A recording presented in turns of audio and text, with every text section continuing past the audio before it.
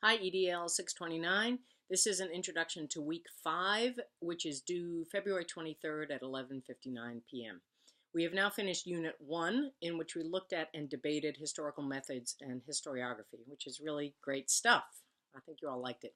And now we move into Unit 2, and that's the major themes in the history of American education to about the mid-20th century.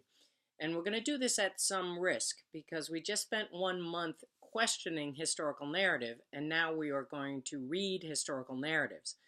But we certainly can keep critiquing and questioning history. In fact, our reading for this week it's all primary sources, and so we can dig into the issues around primary sources as we've been taught. But I do want to say something about historical narrative. Yes, it's true that historical methods and historiographical questions lead us to question what story is being told and who tells it. But ultimately, historians are interested in historical narrative, or what happened in the past. And we can debate what did happen in the past and how that history is told, but we are still interested in that topic of what actually, as best we can tell, happened in the past. That's what distinguishes historians from philosophers or sociologists.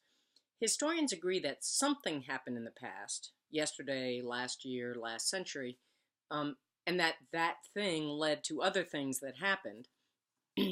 Historians are ultimately storytellers about the past, and we're interested in historical data, events, people, and activities of the past. But as we know from our first unit, we still need to be careful about who, how, what, when of those historical stories.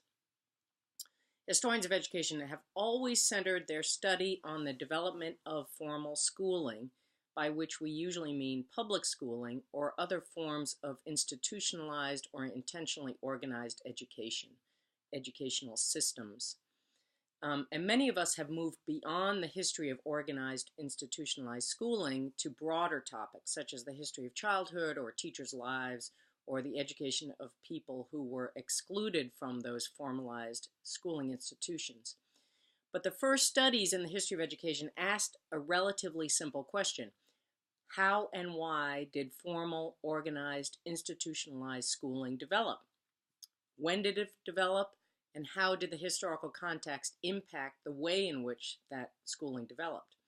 And so our learning objectives for week 5, this coming week, are along these traditional historical lines, emphasizing institutional history, political history, and intellectual history. What were the major events and issues in the history of American schooling from the colonial period and the national period through about the early 1800s? By the colonial period, I mean the colonial cultures of New England in the 1600s. By the national period, I mean the period around and immediately after the American Revolution, as the American nation was being constructed. In addition to the primary documents that you will read for this week, I've added 2 short, about 5 to 10 minute videos, PowerPoint lectures that I made about the history of colonial and national education. Note that both of these lectures really emphasize political, institutional, and intellectual history, organized religion, politics and laws, and political philosophy.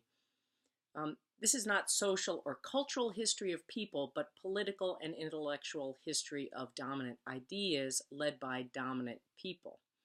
In that way, it's a pretty traditional history, which on reflection sort of surprises me because I tend to be a social historian.